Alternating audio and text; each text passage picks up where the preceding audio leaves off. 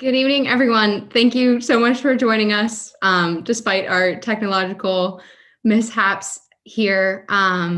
Most of you know me, but my name is Elizabeth Hughes, and I'm the editor-in-chief of Inventio, and it's my great pleasure to welcome you to our reveal party of Volume 5, Issue 2. And this year has been remarkable for many reasons. You don't need me to tell you that. We're sitting here on a Zoom call. 10 months ago, most of us hadn't heard of Zoom before. But Inventio knew that 2020 was going to be a remarkable year for us, even without COVID before March came, because it marked the first time that Inventio would be publishing 2 issues in 1 year. And this was made possible because this year, Inventio received a record number of high caliber submissions, making the selection process more rigorous than ever. And it was this growth in submissions that allowed the journal to expand in this landmark way. And so even when quarantine came and university classes shifted online, the Inventio editorial board worked hard throughout the rest of the spring semester and even into the summer to make sure that we met this goal of publishing 2 issues. And I'm extremely proud of the student editorial board for their dedication and their hard work that has allowed us to be here tonight to reveal Volume 5, Issue 2. So Inventio presents such a unique opportunity for undergraduate students. When professors promote the journal in their classrooms, and we have several professors here tonight, or when students hear about Inventio through other means or ways, students can really see that their studies can take on a whole new level of meaning, that their research has value beyond the grade they get in the classroom, beyond that immediate grade they get. They can share their work with other people and can contribute to a field and to a discipline. And ultimately, Inventio encourages students to work towards the proper end of an education, which consists not merely in maintaining a high GPA, though that's definitely a goal that we have, right? But is instead principally focused on improving the individual and improving that individual's community. So Inventio reminds students that the fruits of their education, right, these papers that they have worked hard over for weeks, months, in many cases, should be offered for the benefit of others, that it's not solely for them. And it provides a way for students to achieve this goal. And so I want to thank you again for joining us tonight to celebrate the release of Issue 2. And I'm excited to announce that despite the current circumstances, we will be printing Volume 5, Issue 2, and it will be available in the spring semester for professors and definitely the authors and SEB to pick up their copy and see their hard work in physical copies. I know how much we're all yearning for the end of the digital world, and not the end of the digital world, that's a little dramatic, but for longing for that physical hard copy and really seeing the fruit of their hard work.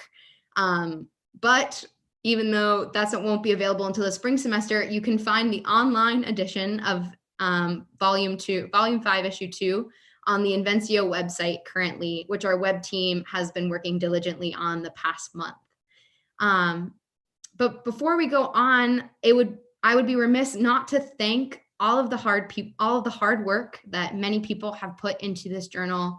And first, I want to thank Dr. Sherman, who I'm not quite sure if she's here tonight, but Dr. Sherman, we want to thank you for all the hard work that you've put in over these past 5 years as she steps down actually as faculty editor from Inventio. So she was one of our original faculty editors and has run a review process for the past 5 years. And I cannot emphasize enough how important this review process is to the running of the journal. Though it happens very much in the background during the fall semester when most of the students aren't working on Inventio, it's pivotal to try and maintain the high caliber of research that Inventio publishes. And so we really want to take the time to thank Dr. Sherman for all the hard work that often goes unrecognized that makes our work possible. I also want to thank Dr. Mayer in undergraduate studies for her constant support and her willingness to be helping us in whatever we want to do. She totally backed us 100% in our desire to publish 2 issues and just said, how can I help? And the same thing with Miss Jasmine Hart, who also works in the undergraduate studies office. She's constantly there, even though she has so many things to be doing. responding to our emails, answering logistical questions, and just there as a support base for us in Inventio.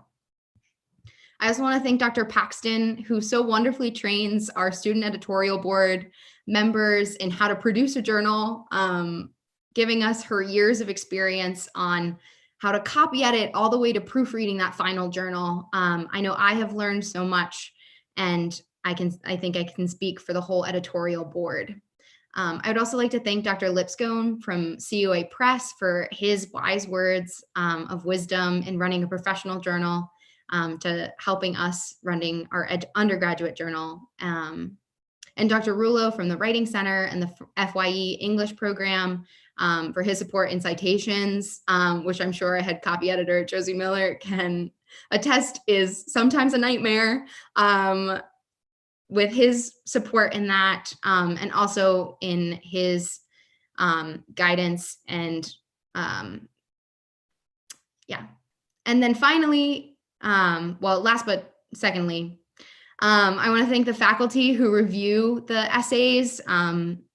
As mentioned before, Dr. Sherman is the one who oversees this, but many faculty members who are not named dedicate their time, which is not plentiful, right? They have a lot of other things to be doing, and they dedicate their time, and we're so appreciative for that.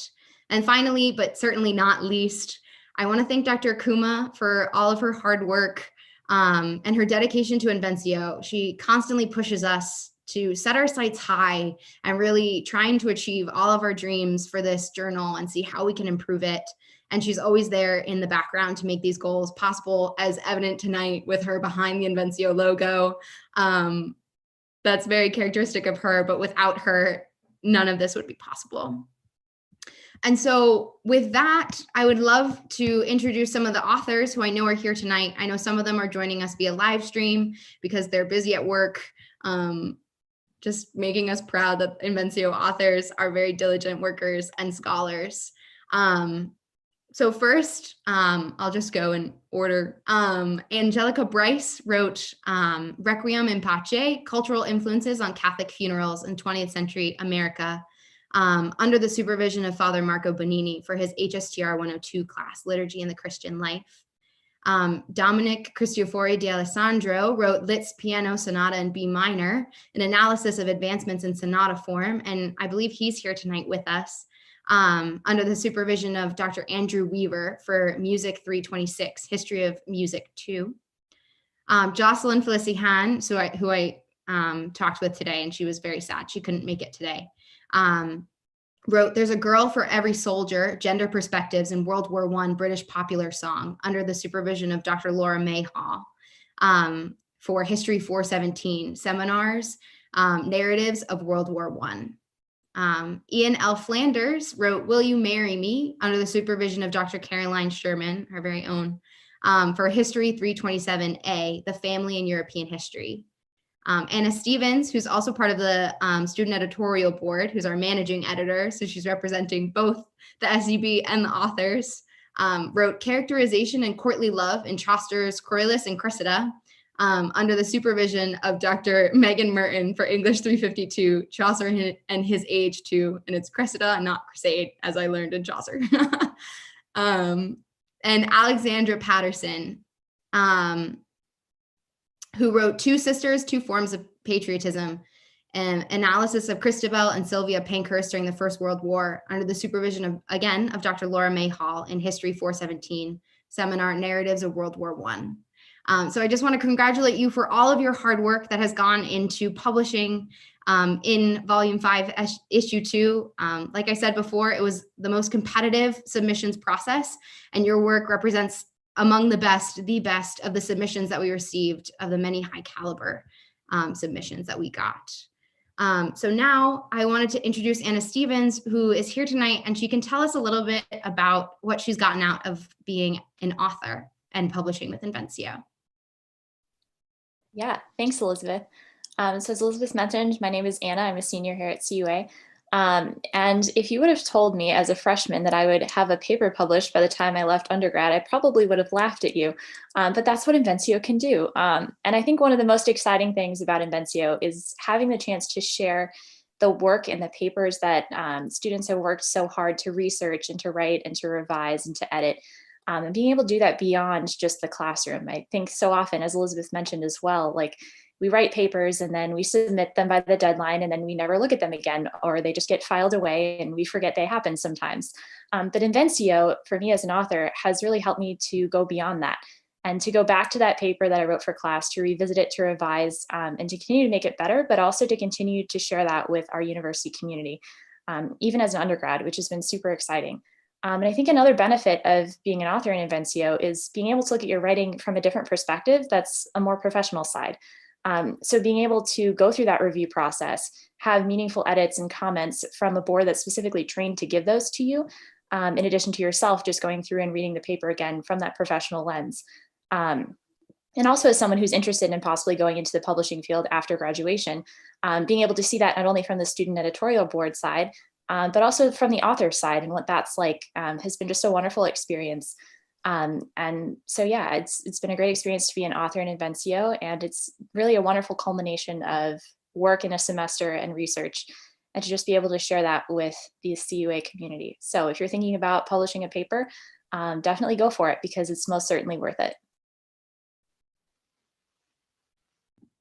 Thank you so much, Anna, for that lovely insight. And you can see from both sides how much work goes in from both the student editorial board and from the authors, as entirely student written and student produced. And with that, I would love to hand it over to Rachel Wood, who is our associate editor, to introduce our newest members of the student editorial board who will be working with us to produce volume 6. Thanks, Elizabeth. Yes, my name's Rachel, and I'm excited to announce that the Inventio Student Editorial Board is welcoming 10 new members this year. And these students bring a very impressive array of talents and expertise, and we're certain that they'll be a wonderful asset to the board. So board members, if you could just, say hi or wave when I announce your name so we can know who you are. First, I'd like to welcome Javi Mazariegos as the Assistant Associate Editor. And I'd like to welcome Nicole Sicipio as the Assistant Managing Editor. And I'd also like to welcome Christina Gert, also as the Assistant Managing Editor. And I'd like to welcome Annalise Heyman as a Copy Editor. And I'd also like to welcome Anna Harvey as a Copy Editor. And we also have some other new members that couldn't join us tonight. And those are Caroline Morris as the Assistant Web Content Editor, Joan McMahon as the Head Layout Editor, Drew Forthman as the Copy Editor, Lindsay Valanchas also as a Copy Editor, and Jess Wythe as the Web Content Editor. So welcome to you all. And then I would like to hand it over to Javi, our new Assistant Associate Editor, to say a few words about his position and what he's hoping for. Yeah, no, thanks, Rachel, and a huge congratulations to the editorial board that, it has published 2 volumes in a year, and it's something really impressive. And I just wanted to share the perspective of a student who saw what Inventio did on campus and then saw that as something that they wanted to be a part of, right? Like, I saw that and I said, I want to be a part of that. And kind of why is that the case? And I think very quickly, it's because it does something very unique to the university's life and the university's community. And this might sound lofty and a bit unpractical, but at the end of the day, the production of a journal is the most practical thing you can get. And it's like ink on paper, and it's a specific color and it's specific articles. And yet I think that very practical physical thing that we're all going to hold and be very proud of has very deep roots in something a lot loftier. So Elizabeth said something very, very cool about education being really actualized by something like Inventio, right? Like you do something for a higher purpose, whether that be service or something you really enjoy doing. And I like to think that another component of like the heart of education that's sometimes missed from college today is the fact that you study something you really enjoy and you think is not only worth studying for its own sake, but something you think is worth sharing. And and it's at the end of the day something you love, and that's what makes studies really delightful, because you just really like doing it, and therefore, like all good things, you want to share those things. And Inventio is a very practical way to make that kind of human component of wanting to share something you think is beautiful, whether that's, you know, how the sonnet form has developed over time, or some insight into some great work that you think is very important. You think that's worth sharing. You think that's a good thing, that's worth loving, and that's worth pointing to and saying, hey, this is wonderful. And a university education has so much to gain by the students who, as a community of friends, really point to a bunch of things together and say, hey guys, these are all things that are very beautiful and worth looking at.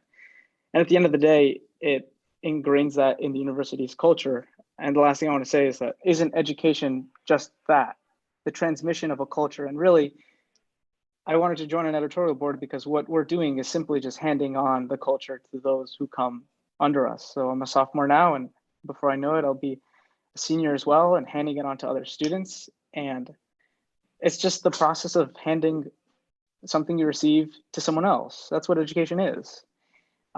And you could be very happy while you do that. So I want to thank everyone for the opportunity, and I really look forward to working with my peers on this next journal.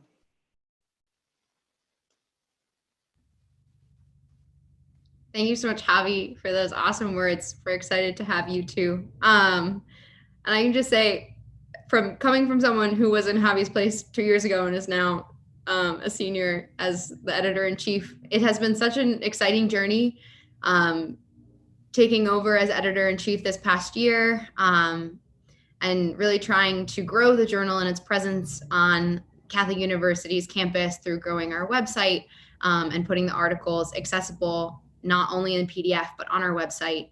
And I'm really excited to see where this next volume takes us and where the journal continues to grow and develop. I know we have a lot of very high caliber submissions again this year, though I have not gotten to read them yet. And I'm excited that volume 6 will be our best volume ever. If you have color suggestions for the cover, let me know. I am taking suggestions. That's not my specialty. Commas? Yes. But I would like to say that we're still accepting submissions for our first year experience section.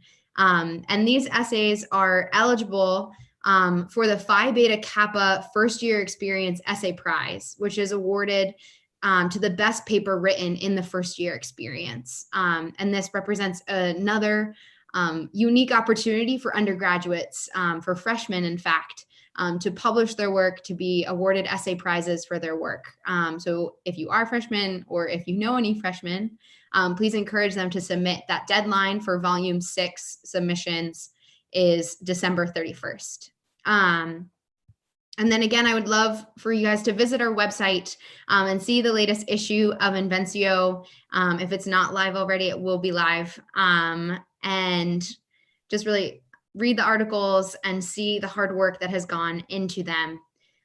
So I just want to thank you so much for joining us tonight, and thank all of the support that you offer the readers and the faculty and the students who make this grand adventure of undergraduate publishing a reality. So I hope you have a great night, and I look forward to seeing you all soon. Thank you for coming.